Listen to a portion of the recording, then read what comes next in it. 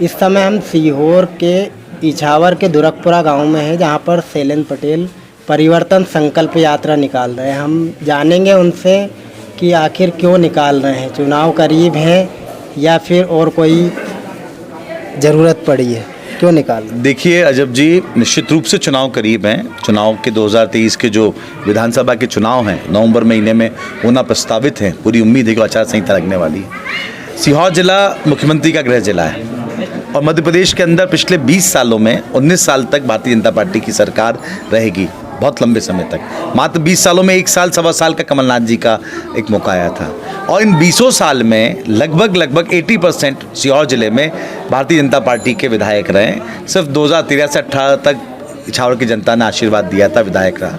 उसके बाद में भी इन 20 साल में 16 साल के मुख्यमंत्री का गृह जिला होने के बाद मूलभूत सुविधाओं से वंचित है पूरा इलाका।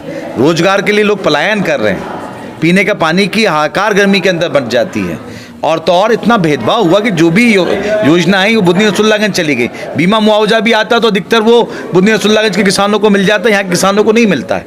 और तो और अभी मेडिकल कॉलेज आया है, वो मेडिकल कॉलेज सीहोर खुलता तो पूरे जिले को फ़ायदा होता है, इछावर को फ़ायदा होता, आस्था को फ़ायदा होता, सीहोर को फ़ायदा, उसको भी बुधनी ले गए।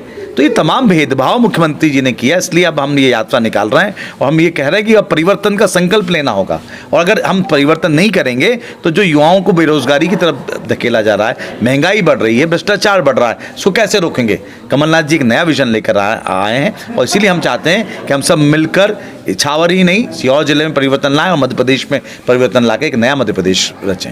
भाजपा भी जन आशीर्वाद यात्रा निकाल रही है। देखिए भाजपा को अगर जन आशीर्वाद यात्रा निकाल रही है, कायदे में तो लोगों के बीच में जाकर पूछना था कि क्या हम वो संतुष्ट हैं।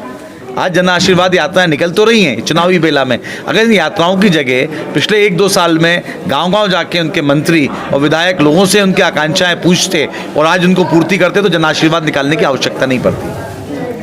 कांग्रेस में और भी लोग टिकट मांग रहे हैं, इसको लेकर क्या कहें? देखिए हर पार्टी में सबको अधिकार है। आज भारतीय जनता पार्टी में 10 लोग टिकट मांग रहे हैं, कांग्रेस में भी 2-3 लोग मांग रहे हैं। टिकट मांगना सबका अधिकार है, ये तो हाईकमान और पार्टी तय करेगा कौन काम कर रहा है कौन नहीं कर रहा, और विनेबिलिटी के हिसाब से पार्टी टिकट देगी।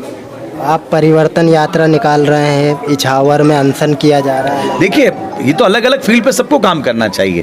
हमने ऑलरेडी 5 तारीख को किसानों को लेकर कलेक्ट्रेट में घेराव किया था और परिवर्तन यात्रा पिछले 15 दिनों से चल रही है और लगातार चलती रहेगी। हम प्रत्येक विधानसभा के गांव में पहुंचकर लोगों तक ये काम मैसेज देना चाह रहे हैं कि अब हमें परिवर्तन की आवश्यकता है। और कोई दूसरा कार्यक्रम कर रहे हैं, बहुत स्वागत है उनका, लड़ाई लड़ना चाहिए किसानों के लिए। और कोई तीसरा व्यक्ति भी काम करेगा पार्टी के लिए, उसके लिए भी स्वागत है। चौथा करेगा तो उसके लिए भी स्वागत है।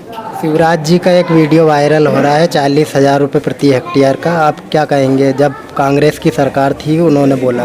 देखिए निश्चित रूप से हमने जिस दिन कलेक्टर महोदय को एक ज्ञापन दिया था, एडिशनल कलेक्टर साहब ने ज्ञापन लिया था, हमने यही कहा था कि प्रदेश के मुख्यमंत्री जी ने, जब वो मुख्यमंत्री नहीं थे, जब कहा था कि फसलें खराब हुई 40,000 का पर हेक्टेयर का मुआवजा देना, अब क्यों नहीं मुंह खोल रहे हैं? और जब उस दिन सीहोर आए एक कार्यक्रम में तो खेत में नहीं गए, किसान के खेत में जाना था, देखना था सोयाबीन का क्या नुकसान हो रहा। भला करें इंद्रदेव का कि पानी गिर गया तो थोड़ा चेहरे पे मुस्कान आ गई है। और हम ये कह रहे हैं कि पानी गिर गया है, ठीक है, अच्छी बात है। अगर फसल ठीक तरीके से नहीं आती जो लग रहा है तो हम ईंट से ईंट बजा देंगे, सरकार से बीमा और मुआवजा लेकर रहेंगे।